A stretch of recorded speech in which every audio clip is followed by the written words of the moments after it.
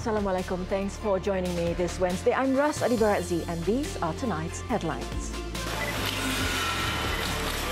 Tengku Adnan arrested to be charged tomorrow. JPJ wipes out over 4 million outstanding summonses. And crash in Gomusang kills 3.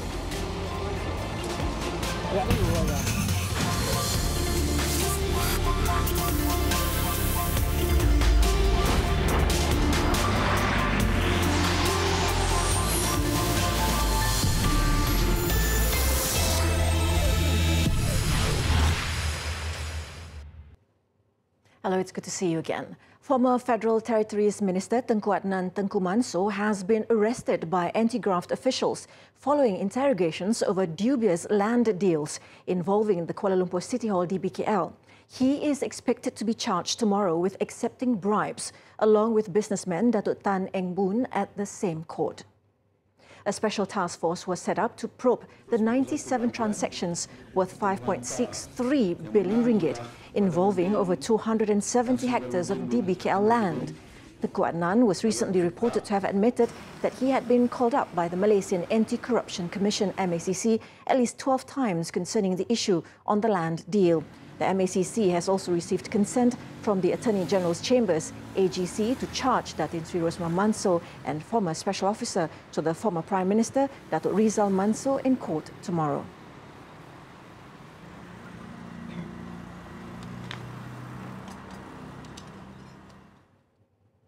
Datin Sri Rosmah Mansor, who was called in for questioning by the Malaysian Anti-Corruption Commission MACC earlier today, has been asked to present herself at the Kuala Lumpur Sessions Court tomorrow. In confirming this to reporters, her lawyer, Datuk K. Kumarendran, has declined to comment on whether she will be charged over the 1.25 billion ringgit solar hybrid project in Sarawak. He said the wife of the former Prime Minister, Datuk Sri Najib Tun Razak, had given her statement to graft investigators ahead of her being charged. Earlier, the car ferrying Datin Sri Rosmah was seen leaving the MACC headquarters in Putrajaya at 2:30 p.m. It was previously alleged that the solar panel project was awarded to the company without an open tender and that Datuk Sri Najib had endorsed the project to install solar panels in 369 schools. Datin Sri Rosmah was previously charged with 17 counts of money laundering amounting to 14 million ringgit at the Sessions Court over the transfer of One Malaysia Development Berhad 1MDB funds into her bank account.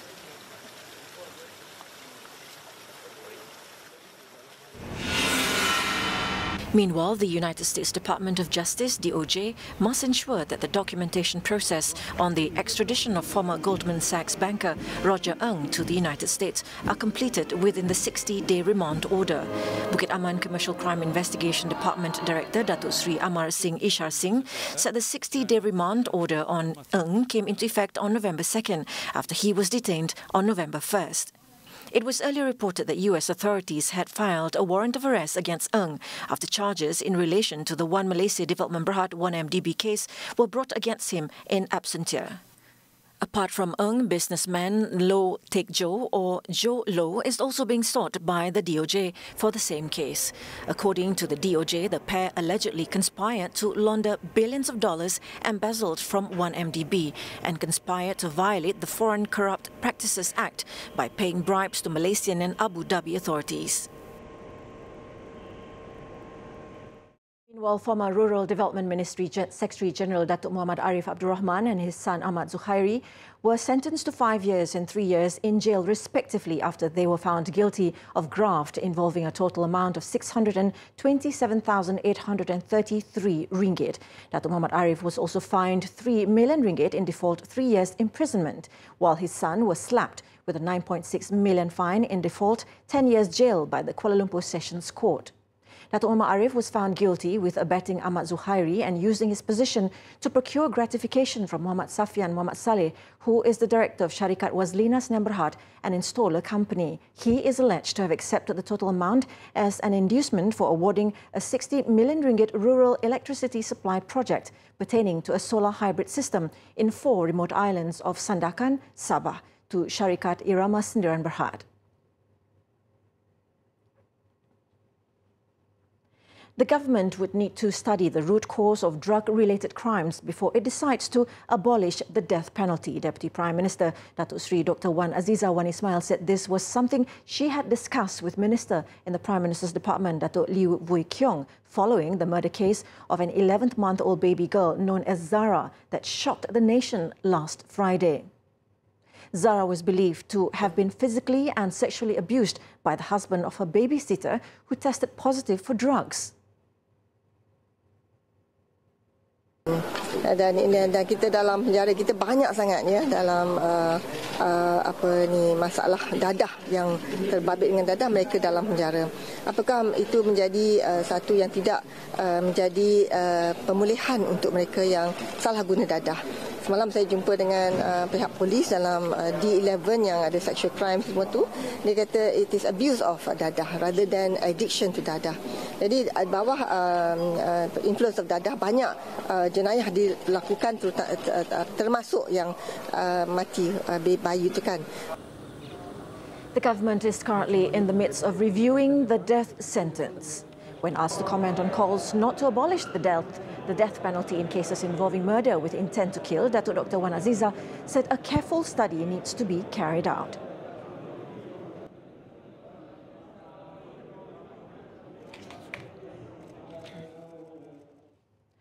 The Health Ministry is in the early stages of preparing a proposal to control the prices of medicine. This will be done through the Price Control and Anti-Profiteering Act in collaboration with the Ministry of Domestic Trade and Consumer Affairs. Its Minister, Datuk Seri Dr. Zulkifli Ahmad, said among the proposed price control mechanism is to determine the ceiling price for consumers at all dispensaries in line with best international practice standards.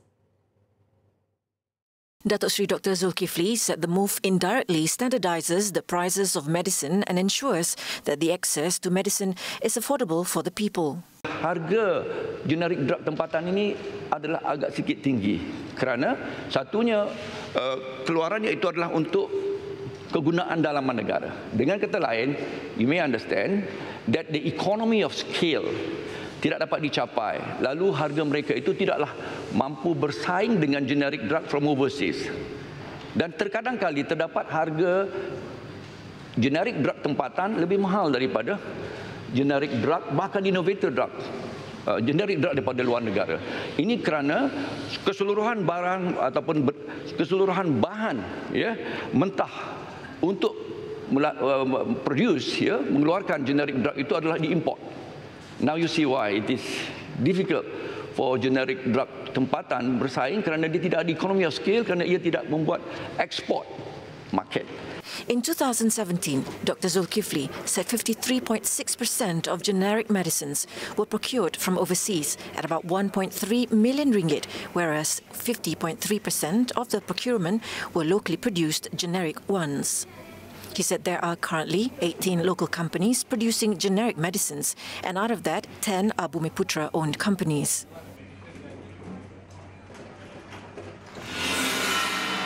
An initial allocation of 1.74 million ringgit has been channeled to the National Disaster Relief Trust Fund as expenditure for the State Disaster Management Committee Secretariat and the District Disaster Management Committees. Datuk Seri Dr. Wan Azizah said the move was aimed at ensuring that flood disaster operations in the country were properly managed. The Deputy Prime Minister told the Dewan Rakyat today that the government will ensure that the funds are sufficient and should there be any shortage, the allocation will be increased according to estimated needs. To date, 422 million ringgit has been spent between 2008 and 2017, and 25.8 million was incurred from January to October this year for flood operations. The Deputy Premier said the Central Committee meeting she chaired on October 30th had decided that leave for the personnel involved during the operations would be frozen from November to December this year. And this might be extended until March 2019, depending on the weather conditions in the affected states. The Road Transport Department, JPJ, has wiped out 4.03 million pre-existing summonses from the Automated Enforcement System, AES, since its enforcement in 2012, right up until August 31st. Transport Minister Anthony Loke Siew Fook said after his visit at the JPJ's Data Centre of Digital Technology Division earlier today that previous offending drivers are now off the hook. Saya nak memberikan kepastian kepada orang ramai bahawa apa yang dijanjikan sebelum ini, iaitu semua saman-saman AES yang dikeluarkan sebelum 1 September tahun ini telah pun diputihkan. Dan saya telah mendapat kepastian daripada pihak pengurusan pusat data ini bahawa semua saman-saman keputusan yang kita telah buat itu telah pun diputihkan daripada sistem. For the period between September 1st and November, 60,044 AES summonses were issued on speeding offences, but only 1,711 summonses have been paid.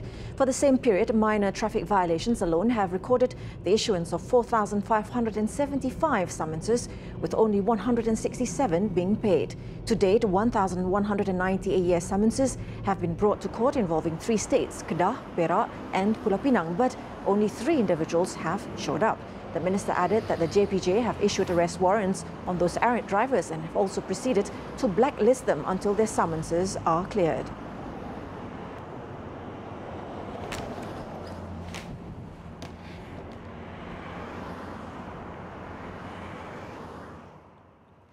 The government has no intention to impose capital gains tax on shares and other taxes on the richest in order to prevent capital flight from Malaysia.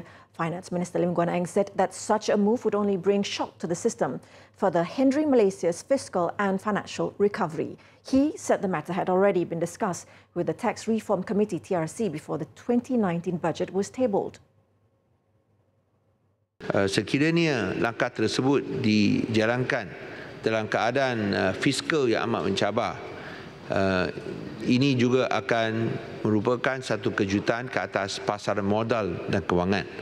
Oleh sebab itu, ada banyak tentangan daripada pihak Bank Negara dan juga daripada pihak Suruhanjaya Security bahawa langkah-langkah sedemikian sekiranya dilaksanakan, khususnya kalau ada itu capital gains tax untuk saham dan juga itu inheritance tax, kesannya, pulangannya ialah tidak seimbang dengan kerugian atau kehilangan ekoran daripada keluaran modal yang mungkin akan jadi lebih besar.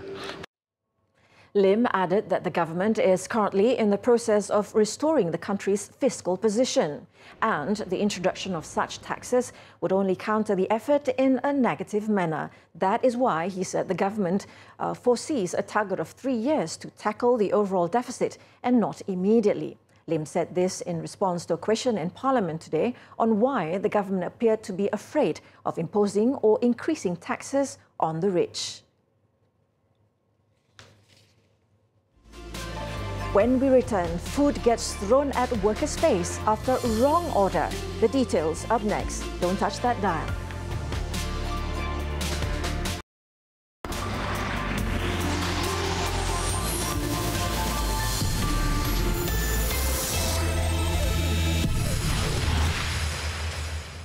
I'm Rasadi Baratzi and you're still with us on 7 Edition.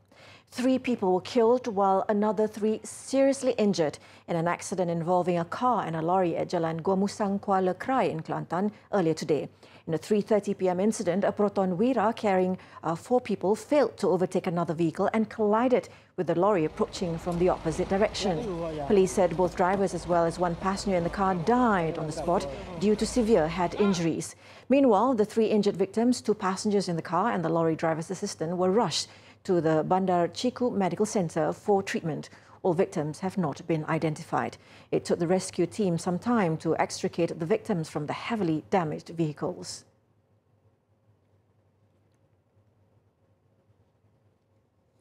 In Sarawak, an express boat was totally damaged after it caught fire at a wharf terminal in Cebu early today. Another express boat alongside the raised Jaya Express was also slightly affected by the fire, but no casualties were reported as the boats were not operational at the time of incident. 9 firemen were dispatched to the scene, who then towed the 2 boats to the middle of the Igan River and doused the fire in 30 minutes. The cause of the fire is being investigated. So far, the owner of the boat has been called in to assist the probe.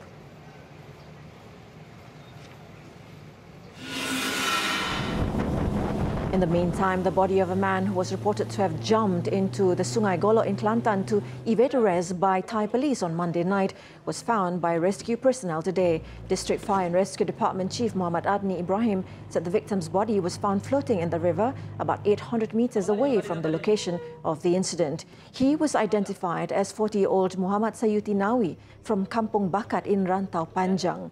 Muhammad Sayuti was believed to have been detained by Thai authorities in Pangkalan Bawagerta before jumping into Sungai Golo to get to Pangkalan Parking, situated across the river. Unfortunately, he drowned after being swept away by strong currents. His body was sent to the Pasir Mas Hospital for post-mortem.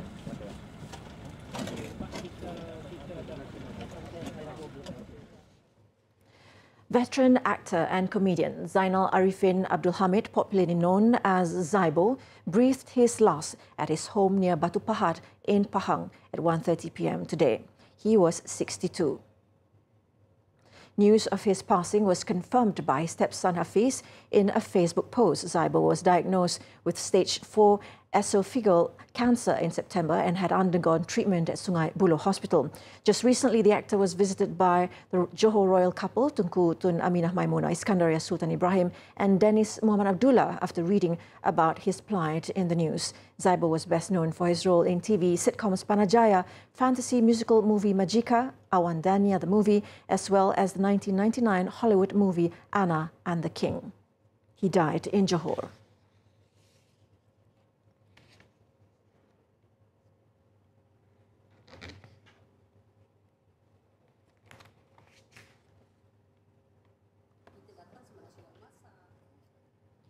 Now let's head on to Clickbait, where we take a look at what's trending and making rounds in the cyber world today.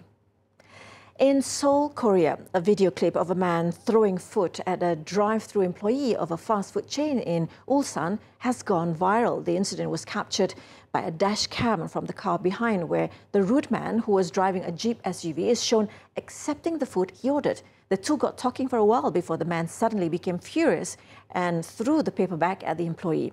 It was believed that the customer's anger was prompted after receiving the wrong order. The video, with over 67,000 views on YouTube, has triggered public fury against the man for abusing his power towards the employee by using his status as a customer.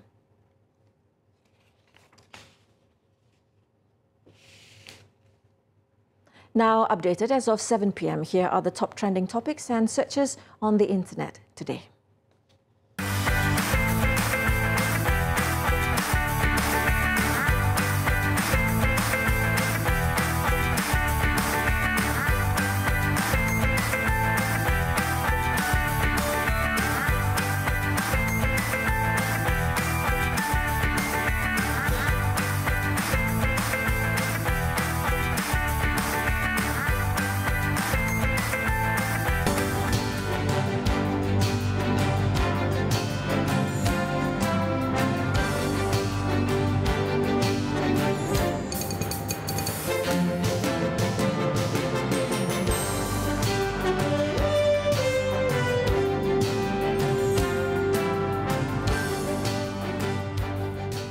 A 28-year-old Malaysian entrepreneur has made it in the Forbes list for her achievements in developing a non-toxic skincare line for children.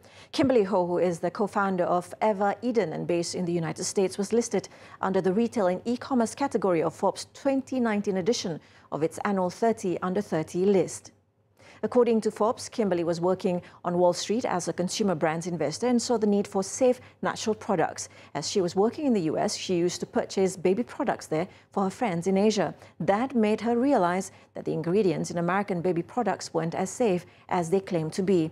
The investment banker then decided to fill the gap in the market by starting Eva Eden in March 2018. Since launching earlier this year, the Malaysian immigrant has raised $2 million in funding from investors.